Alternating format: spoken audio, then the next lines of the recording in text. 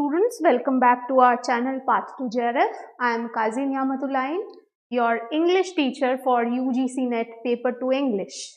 Now, first of all, I would like to congratulate all those students who have qualified their NET exam this time. But those who haven't or might be slipped for one or two questions, please don't get disheartened. This is not the end of the world. As we all know that success, the opposite one, failure is the stepping stone to success.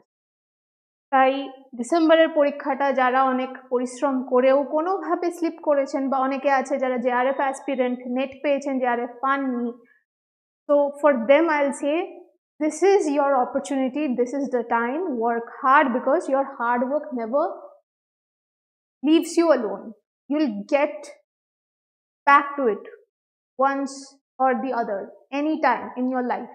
So knowledge বিষয়টা এটা কোনোদিনই ব্যর্থ যায় না। তাই যারাই ভাবছো যে এইবারে আমি পরীক্ষায় অসফল হয়েছি, যারা ব্রিলিয়েন্ট রেজাল্ট করেছো তাদেরকে অবশ্যই অনেক অনেক কংগ্রাচুলেশনস, তাদের তো কোনো ব্যাপারই না। বাট যারা করতে পারোনি বা যারা এখন কারেন্টলি আন্ডার গ্র্যাজুয়েট বা পোস্ট গ্র্যাজুয়েট স্টুডেন্ট অ্যান্ড তোমরা ভাবছো যে নেট এক্সাম দেবো, তাদেরকে আমি বলছি please work hard, and along with your hard work you also need a smart work because UGC NET syllabus for our English literature paper is designed in such a way that you have to make proper strategies in order to qualify the exam.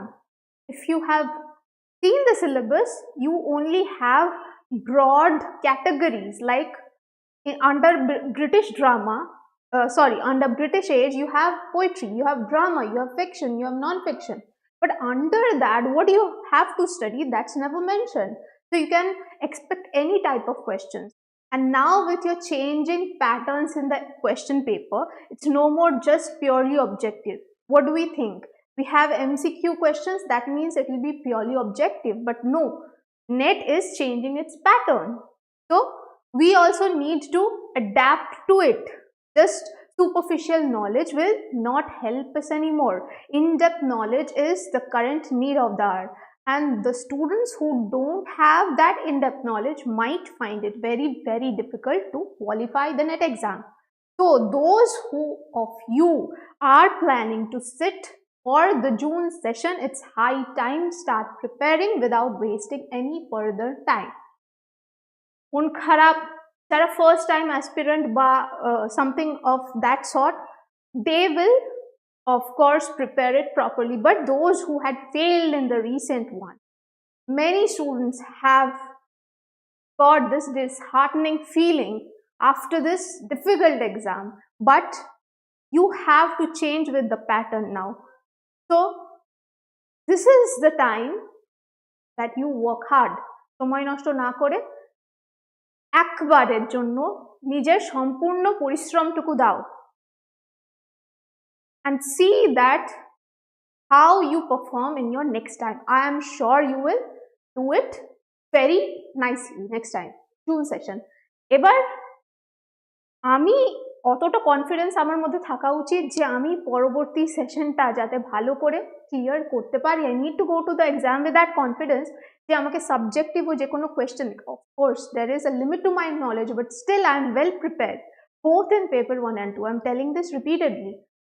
We students of English literature, we have this tendency, we study paper 2 very nicely.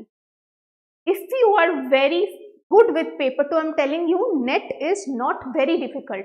এক আধবার হতেই পারে, even একটা মানুষ খুব ভালো হয়তো একবার perform করেছিল, নেট পেয়েছিল, জেআরএফ পেয়েছিল, সে তার পারফরমেন্স যে সবসময় কনসিস্টেন্ট থাকবে এটার কোনো মানে নেই। মানুষ মাত্রই মানুষের ভুল হতে পারে, মানুষ কখনো খুব ভালো পারফর্ম করে, কখনো একটু কম হয়ে যায়, সেটা আবার কাম ব্যাক করা যায়। This is not the end. But paper 1 is the place which creates the difference between your JRF and your NET. Paper 1 boosts your marks to that extent where you get the JRF result. Many students repeatedly they get the NET but they fail to get the JRF. That is because of paper 1. This makes the gap. So take both the papers seriously. Now, as you know, we have taken this initiative to help the students who are finding it difficult to prepare for UGC NET English Literature. So currently we are running free classes, and I personally already have taken a few classes on linguistics. If you are new to this channel, please subscribe the channel so that you can always get the update when we come live and take a new class. And those who are watching us for a long time, you please, if you like the video, if you like our classes, like this video and also share it with your friends so that maximum number of students can get benefit out of it. The first thing which I will say that linguistic একটা topic unit যেটা আমরা almost cover করেছি. Now what will be the next unit? In last class I told you that আজ থেকে আমরা কোনো নতুন unit start করব. So of course you can assume that it will be British literature, because British literature is the base of your construction or your building. আমরা literature স্টুডেন্টরা আমাদের সাবজেক্টের ভিতটাই হিস্ট্রি অফ ইংলিশ লিটারেচার, আর English বলতে British literature বলতে আমরা যেটা বুঝি আমাদের ভিতটাই এটার উপরে দাঁড়িয়ে আছে, এটা তোমরা সবাই জানো। তো without studying history of English literature properly we cannot move ahead further. My European literature, world literature, Indian English literature comes much later. Why? That the reason is whenever we study the literature of a particular region, আমি যখনই সাহিত্য পড়ছি, সাহিত্য বেসটা কি ভাষা দ্বারা পড়ছি। So literature can never be studied properly without studying the language.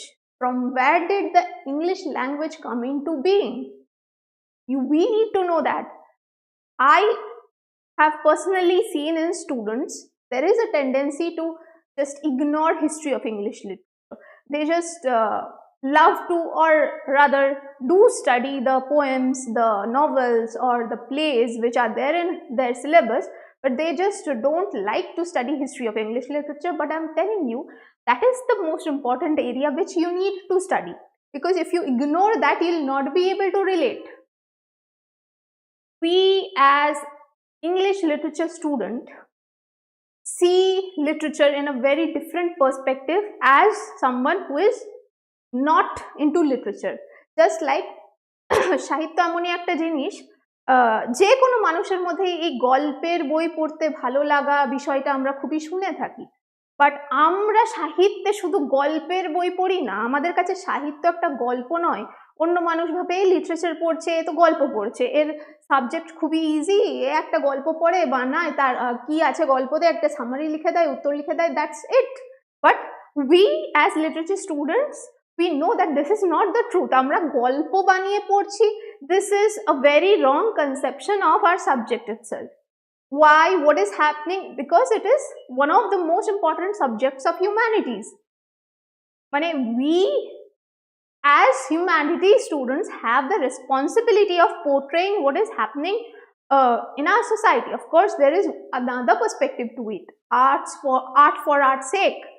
আমার শুধু আর্টের কারণেই আর্ট পারফরমেন্স হবে বা লেখা হবে, that's another thing, but literature also has this social responsibility. Most of the times it becomes a social commentary, what is happening in our society, that is portrayed through literature in a much better way than the reality. So what are the different theories and what are different criticism, who is telling what, without considering that we cannot move ahead. আমার theory criticism এগুলো বোঝার জন্য সব থেকে প্রথমে the initial or the first step which I need to take is understand British literature or history to its core. যখন আমি হিস্ট্রিটা clearly আমার কনসেপ্ট একদম ক্রিস্টাল ক্লিয়ার থাকবে, then you will see that you will find it much easier to relate. কোন এজে কে কে আমাদের most important writers আছে, তারা কি কি লেখা আছে, why they are writing that. One purpose may be art for art's sake, There is another purpose. What is going on in the society? Somebody is supporting something, somebody is just revolting or protesting against something, somebody is just they have this mentality or motto to portray the society as it is. So there are different reasons why a writer might be writing. So not just for those who are seriously studying NET right now, even there are many students who since their graduation days decide that we want to sit for the NET exam, we want to become an assistant professor. So I am telling them also. Now if you are young and you want to clear the NET exam, for all those students who are in their college and masters, I will tell you it's high time start preparing. Ideally যেহেতু এখন 4 বছরের graduation আর 1 বছরের masters হয়ে গেছে, we will suggest you 12 pass করার পর থেকেই গ্র্যাজুয়েশনের first day থেকেই নিজের প্রিপারেশনটা এইরকমই করা উচিত যে you have at the back of the mind যে আমি আমার গ্র্যাজুয়েশন কমপ্লিট করার পর নেট এক্সামে বসবো. So you should approach your subject in that particular way only. So for all literature students, I am repeating, all literature students, this series, because of course we will handle one particular age in one class. So you as literature students know that there are different ages in the history of English literature. We will go in chronological order. So our series is British literature, history of English literature series is starting from today itself. Today is the first class and today we will study the Anglo-Saxon age. So all literature students, please watch this video very carefully so that your concept will get clear. If you have any doubts, any questions, you can type it out in our comment box. I'll be very glad to answer you. So let's start.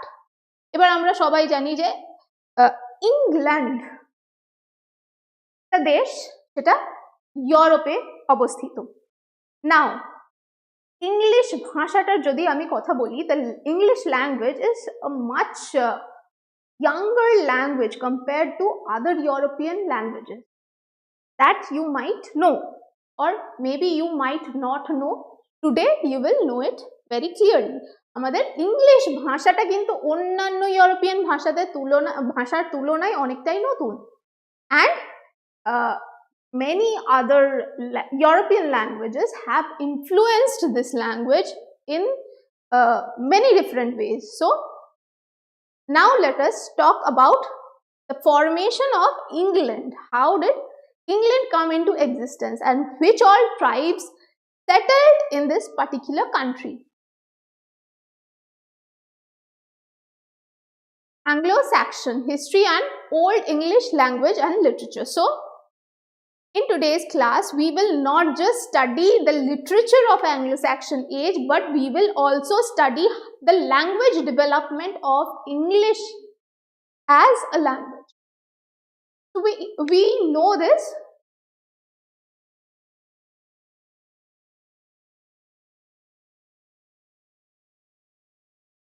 You know this, that the Anglo-Saxon age lasted from roughly 450 AD to 1066 AD.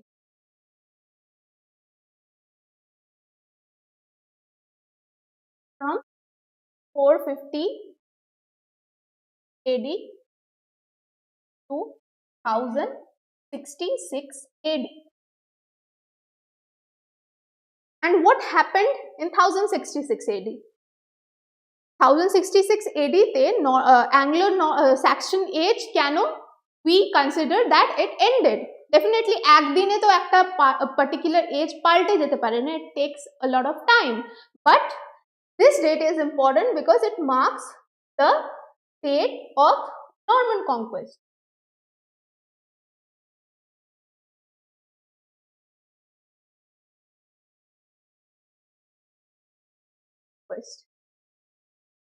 Now, we will talk about the Anglo-Norman age in a very separate class. Today, we are concentrating only on the Anglo-Saxon age. So, by 450 AD, It's known that before 450 AD, England was being ruled by the Romans. So by 450 AD, the Romans left the land and the land was open to invaders. So it's believed that different Germanic tribes like the Angles, the Saxons and the Jutes, they came into England to protect this land from invaders like the Picts and the Scots.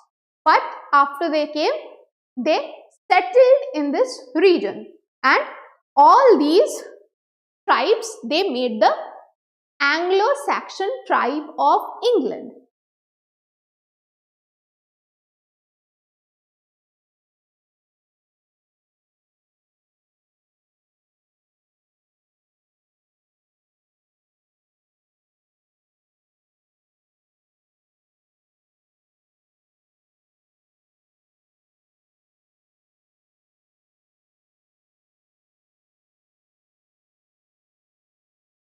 Now, you can see the screen clearly. You will see that first you have pre-Roman or prehistorical age in England.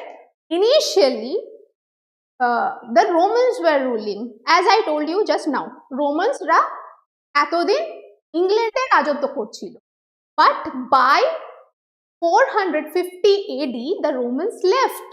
So of course আগে আমাদের কি রাজত্ব ছিল, তো একটা রাজত্বে একটা particular piece of ল্যান্ডে যদি যারা রাজত্ব করছিল তারা ছেড়ে চলে যায়, তো অফকোর্স ওই ল্যান্ডটা তো ব্যারেন থাকবে না।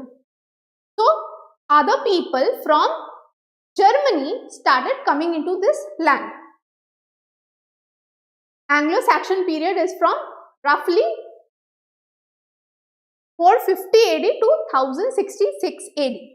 So after these people came in from Germany, so you have different tribes, Angles, Saxons and Jutes. So they started settling into England permanently by 450 to 500 AD. Now they had one thing which you can question: what was their culture, what was their beliefs, what was their religion? So these were pagan tribes. This word is very important to you. What was the religion of the Anglo-Saxons? The Anglo-Saxons believed in paganism.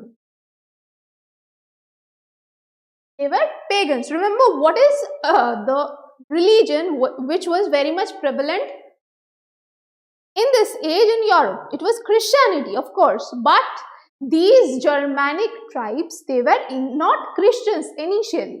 They were pagans. What do you mean by pagans? Paganism maneta ki?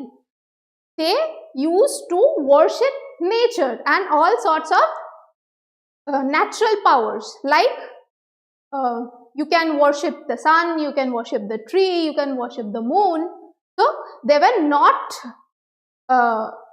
into Christianity, they were pagans. So now these people, they after started settling in England. Soon after these Anglo-Saxons has settled, you have the advent of Christianity in this region. By another important information is the arrival of Saint Augustine in Kent.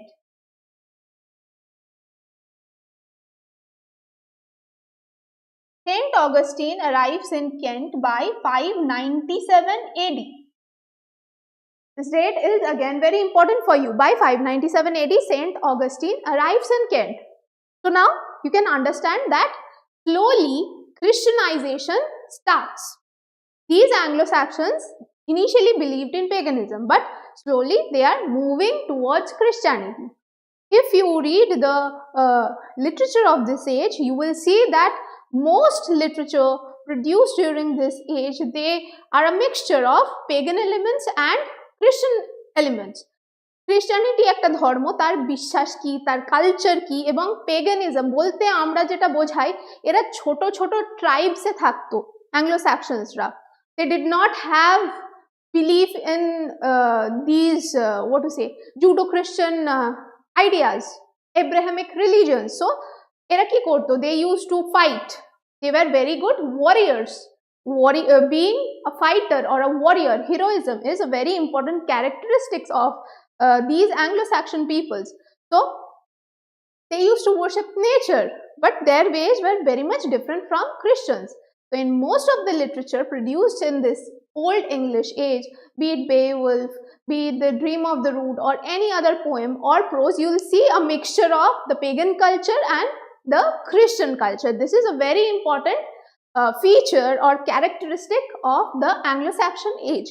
If you remember that you got a question from the Old English age this time in your reasoning and assertion. How did prose, Old English prose come into being, and how did Christianization occur, something of that sort. So understanding this concept, what happened during which age and which incident led to what, this is very important for you.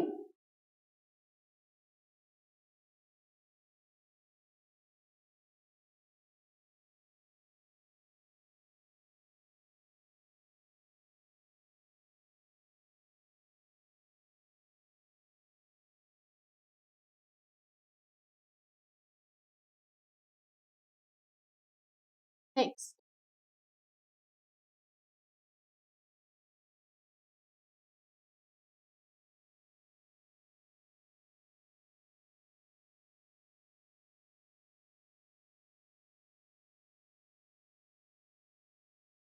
So the island we know as England was occupied by a race of people called the Celts. So if you can see the screen, it's written over here. One of the tribes was called Britons, where we get the term Britain. As I told you, the Celts were pagans. Note this term. This is very important. What was their belief? And their religion was known as animism, a Latin word for spirit. Animism bolte ki bojhai ami, এটা আমরা বলতেই পারি যে প্রকৃতির উপাসনা। Understood? This is very much different from the Abrahamic religions. প্রকৃতির পুজো করা। Celts saw spirits everywhere. Spirits in the sense the pagans. যারা pagan তারা কি বিশ্বাস করে, প্রত্যেকটা জিনিসের একটা নিজস্ব আত্মা আছে। স্পিরিট মানে আত্মা, সেটা আকাশ হোক, সেটা সূর্য হোক, সেটা চন্দ্র হোক, সেটা একটা গাছ হোক, everything has its own spirit. This is a part of paganism or animism, as you can say. Celts saw spirits everywhere. Druids were their priests. Their role was to go between the gods and the people. So from this you can understand that what the culture or belief system of the Anglo-Saxons were like. Next, important events during Roman occupation. So this is not that much important for you, but still from where what happened, to know it clearly, this might help you. We are talking about the time of the Romans. Roman invasion বা Roman Empire এর সময় কি কি হয়েছে, you know, Julius Caesar's invasion or occupation in 55 BC roughly. Then you have Claudius and all those people. By 410 AD, 410 to 450 AD, the Romans leave England. So you see the map. This is your British Isles. This is the piece of land which are our concern for literature students, because the language called English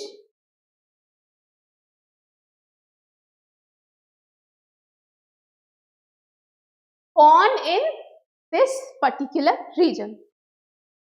Here.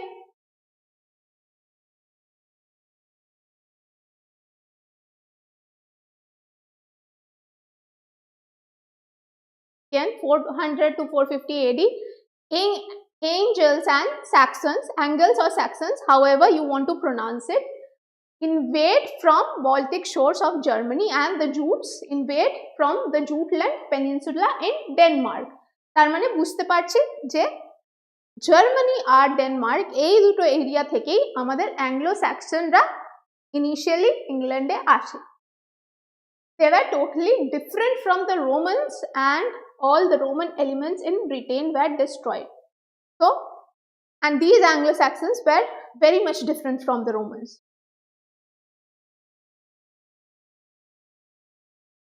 This is the Anglo-Saxon heptarchy. Now, এইটা হচ্ছে আমার map ব্রিটেনের.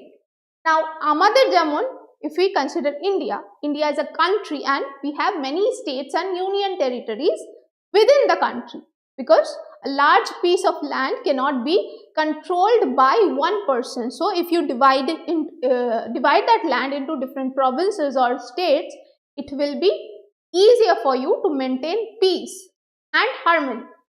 So, what are the 7 kingdoms under the Anglo-Saxon heptarchy? Remember this, you have Kent, you have Essex, which today is known as Essex, but originally it was East Saxon. Sussex is South Saxon, Wessex is West Saxon, East Anglia, Northumbria and Mercia. Remember the 7 regions within the Anglo-Saxon England or Britain: Kent, Essex, Sussex, East Anglia, Northumbria, Mercia and Wessex. Now, why this is important for you to know? Because you see, when we are talking about English language, English bhashata kotheke elo, because the old English is very different from the current English which we speak in. Now, we will, after knowing or studying about the Anglo-Saxons, we will go into the language which they used to speak in. The language which they spoke in is very different from the standard modern English language. Now, how this difference was created, from where did the language originate and how it developed in different eras or in different ages, we will talk about that. But one thing is very important for you to know, because originally during the Old English age, or rather the Anglo-Saxons used to speak in different dialects of Old English. Now, among these different dialects, 4 dialects are very important. What are those? 4 dialects which are very important during the Anglo-Saxon age of English, dialects of English. And what are these dialects? These are Northumbrian,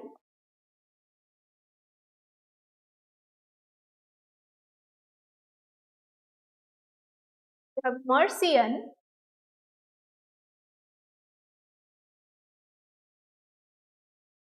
we have East Midland dialect,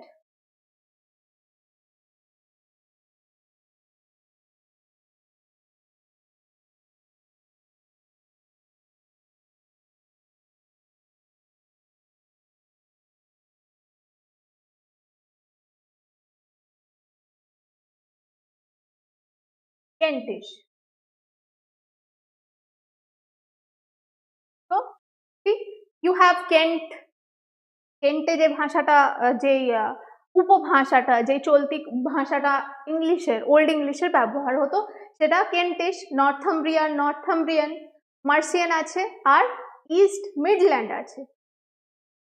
clear? So এগুলো different ডায়ালেক্টস of the old English language, and you need to take a note of these. What was the most prevalent dialects of English language during the Anglo-Saxon age? Under the Anglo-Saxon heptarchy, you have 7 kingdoms within Britain during the Anglo-Saxon age.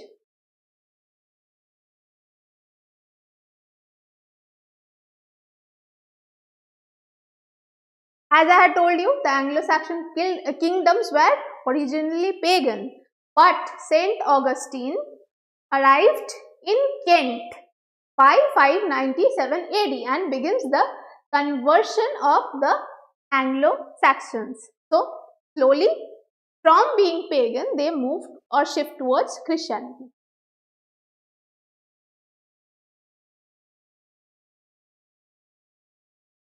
Later during the Anglo-Saxon age, you also have Viking invasion, but we will not talk about the Viking invasions in details in today's class because we will talk about the Viking invasion in greater detail in our next class when we will be discussing the Anglo-Norman age, because then you will be able to relate it in a better way.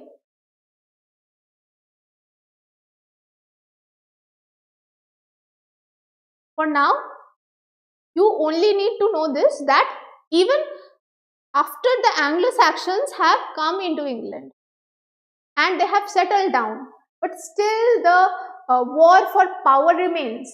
As we know, in the ancient world, what used to happen? আগেকার দিনে কি ঘটতো?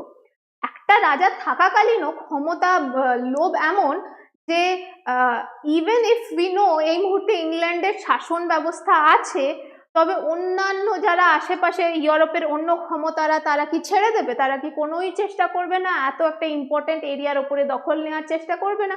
এটা তো কখনোই হতে পারে না। সেই রকমই একটা দল হচ্ছে Vikings. And even after the Anglo-Saxons have settled down in this particular land, they keep on attacking, and you have different poems about different fights or different battles which had actually happened. Of course, your poems are fictional, but still they have relevance, or they have similarities with what happened in your real life during the Anglo-Saxon age. So you have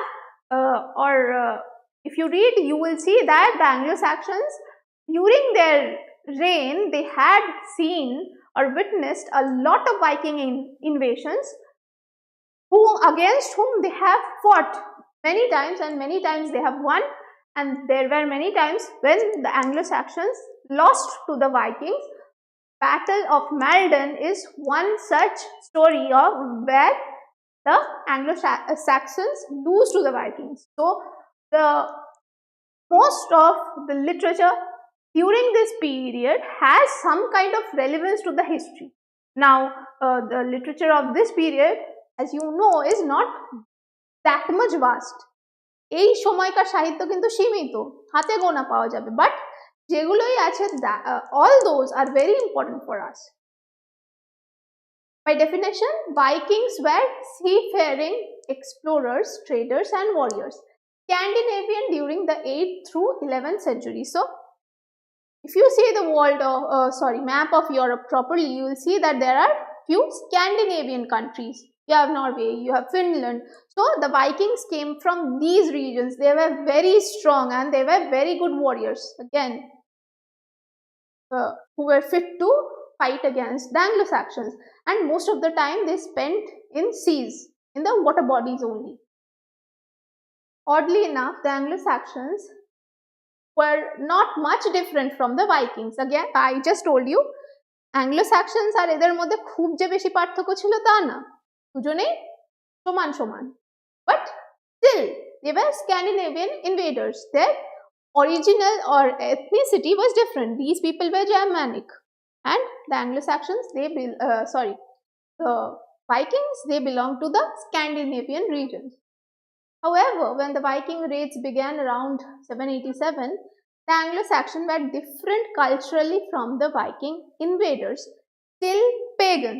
So it took some time to change the Anglo-Saxons from being pagan to Christians. That's why these two people or these two communities were still different from each other. What was the result of Viking invasion? They settled in north central Britain. So by 1066 AD, we know that the Anglo-Saxon king was defeated by whom? The Duke of Normandy. Normandy is a place in France. Now, during the Anglo-Norman age, we will see the French influence. By 1066, France has already captured Britain, but before that also, other than French also, you see Vikings, they had defeated the Anglo-Saxons many times. Alfred the Great was one of the first Anglo-Saxon kings to push Vikings back. In fact, he was one of the first kings to begin consolidating power, unifying several of the separate Anglo-Saxon kingdoms. So, he is also one of the pioneers of Old English prose, because he himself took the responsibility of translating many works into the English language. So, again, this ruler Alfred the Great is important for you to note down from the Anglo-Saxon age.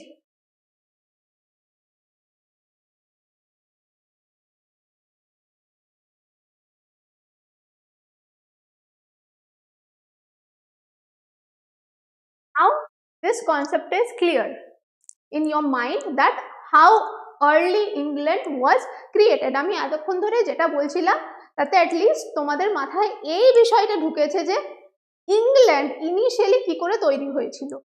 তিন ধরনের main invaders ইংল্যান্ডে আসে। First Romans, প্রথমেই Romans আসে by 450 AD they leave. Second কারা আসে? Second Anglo স্যাক্সনসরা আসে আর ভাইকিংসরা আসে। From roughly 410 AD to 1066 AD. তারপরে কারা আসে? The Norman invasion, the Battle of Hastings. We will talk about the Norman invasion in our very next class when we talk about the Anglo-Norman age. So, the Battle of Hastings, you can note it down, is very important because this date or this single incident marks the shift of power from the hands of the Anglo-Saxons to the hand of the French people, who later become Anglo-Normans, because they start living with the Anglo-Saxons. They slowly, from being just Normans, they slowly become the Anglo-Normans.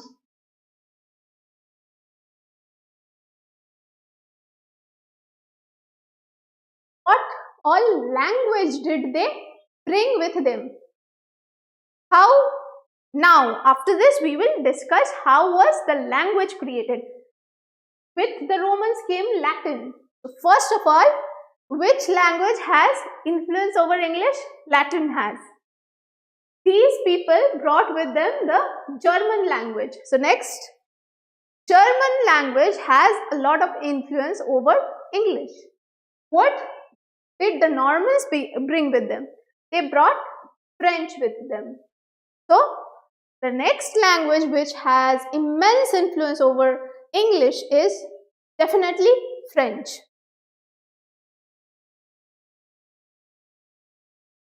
We will talk about Norman invasion in our next class.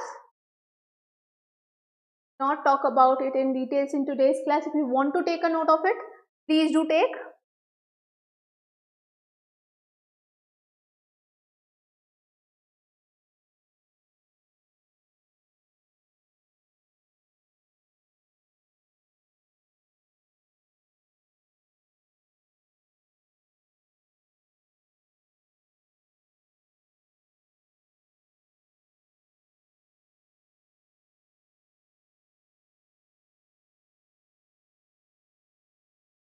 Let's talk a little about the influence of the different languages, different European languages over the English language, and how English as a language come into being. How did it start?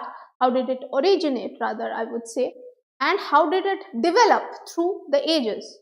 First, if we talk about the influence of different languages on the English language, let's talk about the German influence first, the Germanic root. First, we have the German influence.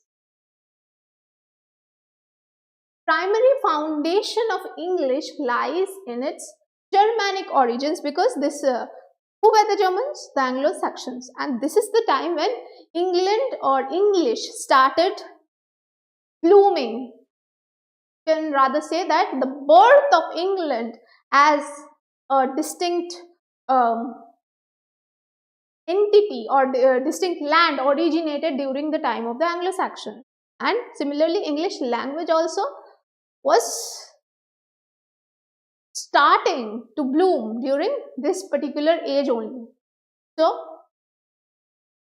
the primary foundation of English lies in its Germanic origins shared with languages such as German, Dutch and Swedish. The Germanic tribes' invasion around 450 AD brought a substantial lexicon and grammatical structure that forms the core of Old English. তার মানে এখান থেকে কি করে বুঝলাম? The lexicon of Old English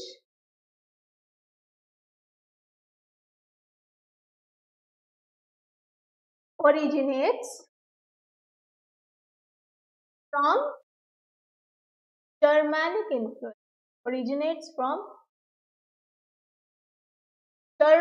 influence. Now this is very important. Many students, they have this question in our mind that we are literature students. Why would we study linguistics that much? Now, linguistics and literature is inseparable. You can see this. What's the lexicon of a particular language? What is its syntax? What is the morphology of it? What is the phonology of it? From where did the language originate? So literature is very much attached to it. From where will you learn or study the literature? From where will you communicate with somebody if you don't have the language only? So both your linguistics and literature is interconnected, and you have a very high chance of getting something from here. Your Anglo-Saxon language is right now very important. Even I'll say that more important than your, not more, but still equally important than your literature. Why? Because this is the era where your English language is blooming.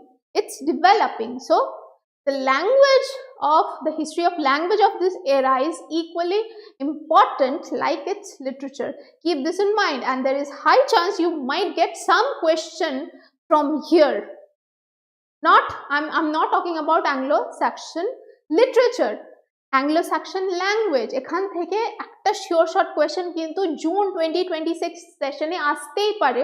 So understand it very nicely. কোন particular European ভাষা আমাদের English ল্যাঙ্গুয়েজের ওপরে ঠিক কি contribution রেখেছিল, this is very important for you to know right now. So the lexicon of Old English grammar originates from Germanic influence. Remember this. And if you talk about the lexicon of Old English language, it's very much difficult, even more complex than the current one. Initially, the Old English lexicon was very complex, but later, with a lot of modification and developments, it became rather easier. But remember this. Which particular European language contributed to the creation of English lexicon? Old English lexicon, it's Germanic. Next, Norse influence. The Viking, who are the Norse? The Scandinavians. Don't get confused, remember this.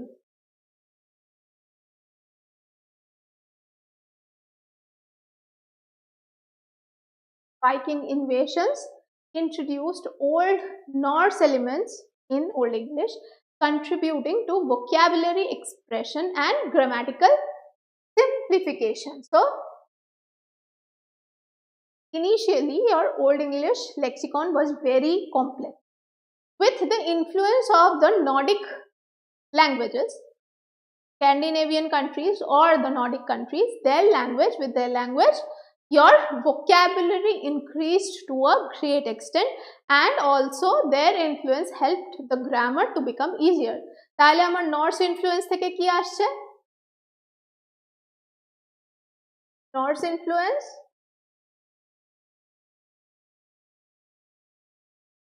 helped in enhancing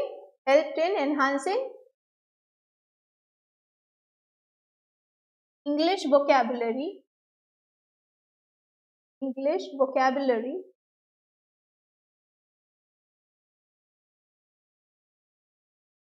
made the grammar simpler and made the grammar simpler. Remember this. First, your Germanic influence. Next, you have the Nordic influence. Please take a note of this. This is very important for all students, undergraduate students, postgraduate students, and also very, very important for the NET aspirants.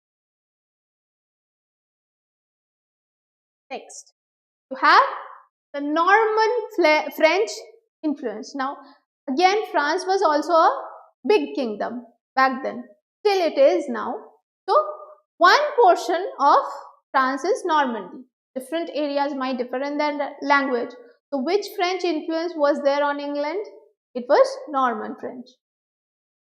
The Norman conquest brought a significant influx of French vocabulary into English. So, remember, Normans, they did not just bring their culture with them and their beliefs with them, but also the influence of their language with them. This period saw extensive lexical borrowing, particularly in domains such as law, art, and religion. The bilingual nature of English society during this era led to assimilation of numerous French words. So from this, one thing we know that a lot of French influence was there on the English language, and a lot of words which we today know as English are originally derived from the French language. Next, you have Latin and Greek influence. The Renaissance and subsequent scientific advancement introduced a vast array of Latin and Greek terms into English. These words enriched the language's expressive and descriptive capabilities, particularly in academic, scientific, and technical fields. Now, you know that you have the chronology of the history of English literature. First, you have your Old English age. Over there, you have the Anglo-Saxon and Anglo-Norman. Then you have your Middle Ages. You have the age of Chaucer. Then comes your Renaissance age, under which you have a lot of ages further. You have this Shakespearean age, then you have the Jacobean age, then Caroline age, so and so forth. If you talk broadly about the Renaissance age, what is happening during the Renaissance age? You have, or not just England, Europe at a greater, larger scale is seeing the revival of Greek and ancient Greek and Roman culture, especially a revival of Greek and Roman literature and in other art forms as well, in painting, in literature also. So, with the revival of this Greek and Roman literature and their culture, you also have certain influences of these languages over the English language, because remember that English as a language was still very young during this time. So it still had a lot to take from various languages. You have immense Latin and Greek influence over the English language from your Renaissance age also. So remember this. Your Norman French and Latin and Greek also have a great influence on the English of England over the ages.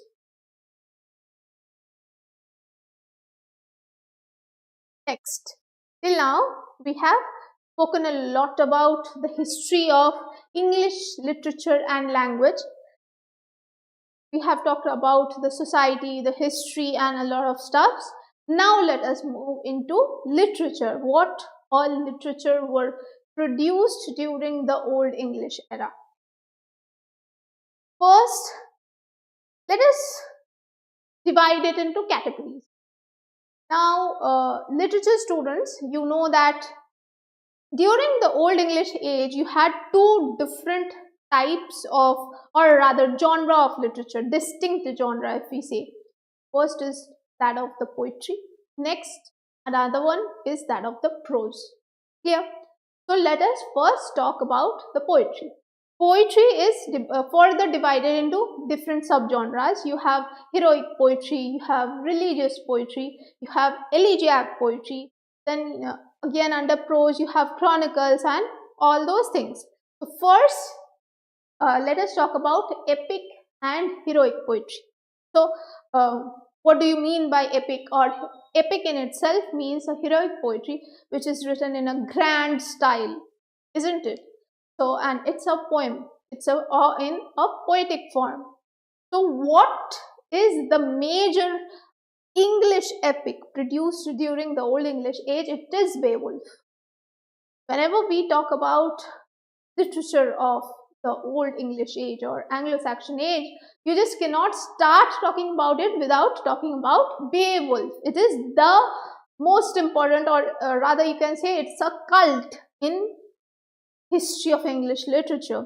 And I'll definitely not discuss about the story or plot of Beowulf in details in a class today, otherwise we will not be able to finish it. But let's see what is Beowulf talking about. It is the most famous Old English epic poem detailing the hero's battle against Grendel, Grendel's mother, and a dragon. Understood? So if you are interested, you want to know what the story of Beowulf is about, you can go and read it. Or even if you want to know it from us, you can definitely type it out in the comment box. We will try to give you a separate lecture on Beowulf.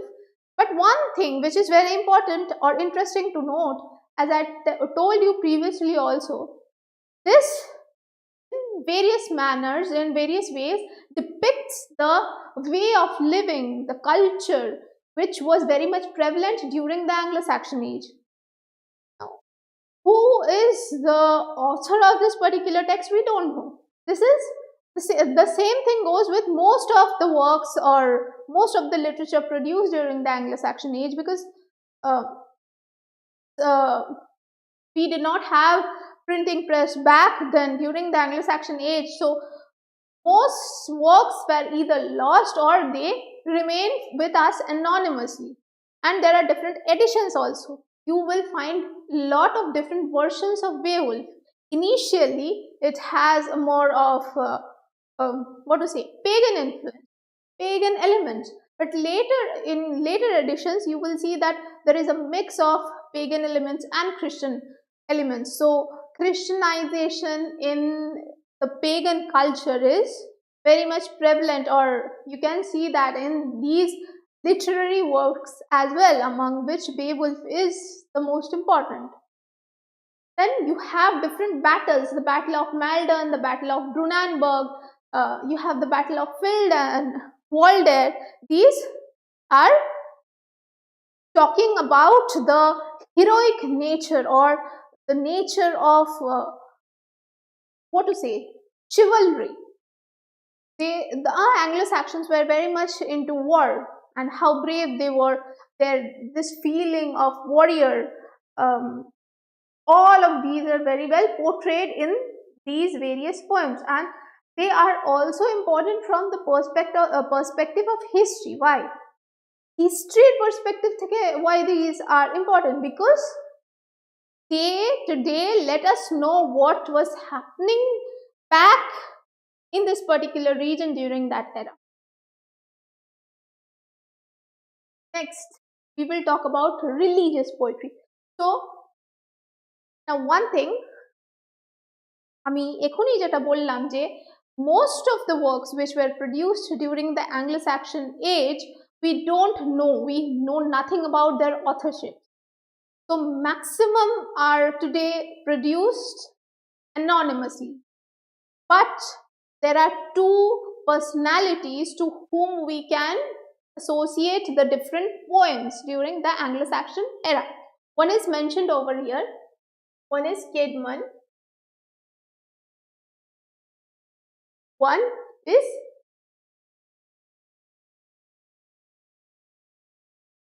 Caedmon. Caedmon. And The other one is Kinewolf.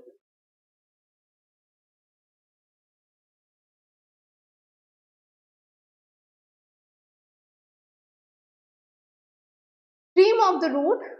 You see, the most important religious poetry is the Dream of the Rood. And it is a brilliant poetry. Why? What is the rood? The rood is the cross, and it symbolizes the crucifixion of Jesus Christ. So definitely a Christian element. That's why religious. But if you read the poem, you will see that there are a lot of pagan elements within this poem as well. So it's an amalgamation or a mixture of two very different cultures, two very different beliefs and ideologies, which the age represents at its best. Next, you have the poems of Kidman, and you also have the poems of Kinewolf. And you have the Versili books. So please go through the poems and which particular poem is associated with whom. Kinewolf, you have Juliana, you have Eileen, the Fate of the Apostles, and all those. And Kidman is a rather imaginary poet. You will find it that if you read it in greater details.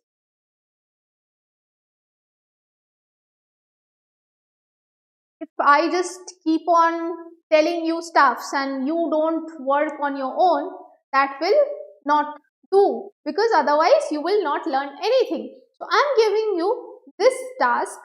All those who are watching this video, please in our next class you tell me about Kidman and also what is the story of Beowulf. This is your task for today. And one thing remember, generally আবারও বলছি net পড়ার সময় কি হয়, একটা আমাদের tendency থাকে যে অ্যাংলো-স্যাক্সন এজটা till the age of Chaucer শুরুই করে অনেকে এজ অফ চসার থেকে। বাট একটা কথা বলবো, যেহেতু এই মুহূর্তে প্যাটার্নটা অনেকটা চেঞ্জ হয়েছে, so knowing my subject properly is very important. There is no shortcut over here. If you don't know your subject properly, it will not do. So start with the very beginning. Haphazardly পড়লে it will take more time, it will be time consuming, and it will also not help me. I'll get engulfed in it. So সহজ কাজ করতে গেলে সহজ ভাবেই করতে হবে, systematically করতে হবে। So start it with the very first. You will not take a lot of time in studying Anglo-Saxon and Anglo-Norman age. But if you don't understand it, কেন হলো, কোত্থেকে এলো, জন্মটাই আমি যদি না বুঝি, তার সোশ্যাল সিগনিফিকেন্স কি, তার পলিটিক্যাল সিগনিফিকেন্স কি, তার রিলিজিয়াস সিগনিফিকেন্স কি, then how will I connect it with literature? So this is very important. So you also need to work on your own. Just যতই আমি 4টে 5টা 10টা ভিডিও দেখি, 4টে বই কিনি, আমি নিজে না খাটলে, if I don't work on my own, concept clear হবে না। So make it a point in our next class, or you make it a point, read the story of Beowulf and also read who is Kidman and type it out in the comment box. We will know that you are working hard, and along with us you are also working hard, not for us but for yourself. So let us talk about the prose and historical works.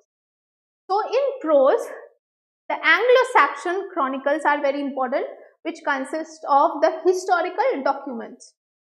Clear? So it's a crucial historical record which was begun in the 9th century, covering English history up to the 12th century. Next you have Bede's ecclesiastical history of English people. Although originally in Latin, it was vital to Anglo-Saxon culture, later translated to Old English. Next you have Alfred the Great's translation. King Alfred, as I told you, is a very important figure in the history of English literature because he pioneered the translation of a lot of text written in other European languages originally into that of English. He translated or commissioned translations of works like Boethius's Consolation of Philosophy to promote literacy. Why? Because the common people of England, there are a lot of power change. একবার রোমান্সরা আসছে, একবার অ্যাংলো-স্যাক্সনসরা আসছে, একবার দেন ফ্রেঞ্চরা আসছে. By the time the French come, প্রায় 100, 150, 200 বছর অবধি the official language of the court and of the schools and the parliament was French. কিন্তু সাধারণ মানুষরা সেটা বুঝতো না. They used to speak in old English language only. So to promote literacy, যাতে আমি যে ভাষায় কথা বলি সেই ভাষাতেই একটু লিখতে পারি, একটু পড়তে পারি, that is the target of King Alfred, and that's why he promoted translations of various texts into that of English language. We also have other books like the Exerter and Widset. All of these are very important.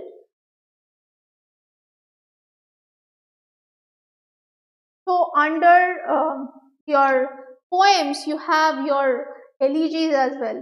Your elegies are also very important. What do we mean by elegies? Now, Anglo-Saxon elegies.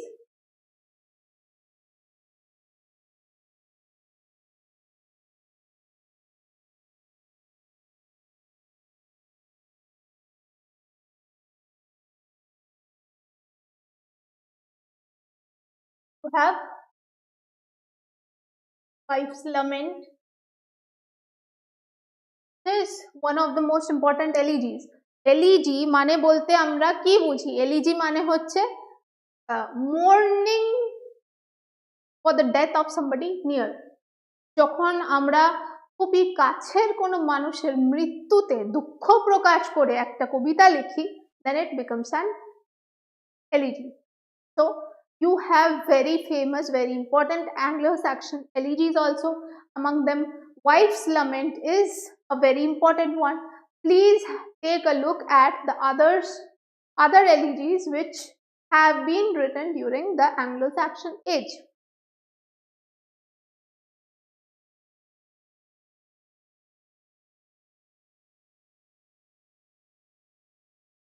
So I hope that you have got a clear idea what the Anglo-Saxon age is trying to tell us about.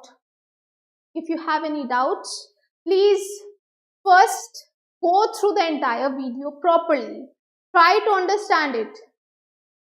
Research certain things on your own, just because nowadays I have seen this, আজকাল tendency স্টুডেন্টদের মধ্যে হয়েছে এই social media আসার কারণে, যেহেতু আমি অনেকটা কম খাটনিতেই কাউরির একজনের লেকচার পাচ্ছি রেডিমেড, আমি নিজে আর খাটবো না।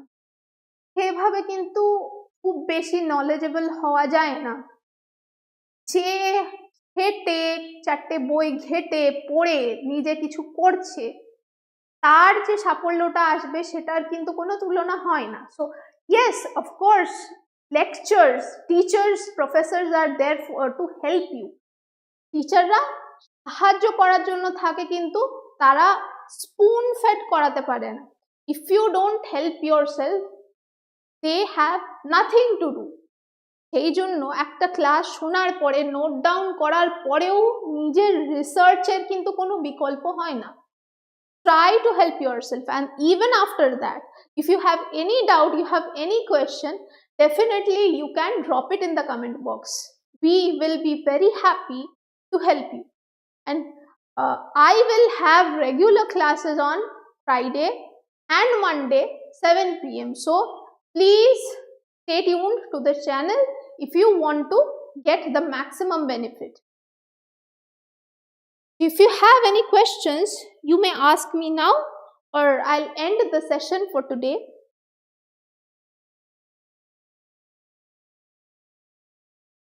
Please like the video, like the class, and share it with your friends. I'm repeating it again. And those who are watching us for the first time, please subscribe the channel so that you can get the notification of all the classes. Thank you. Have a good night.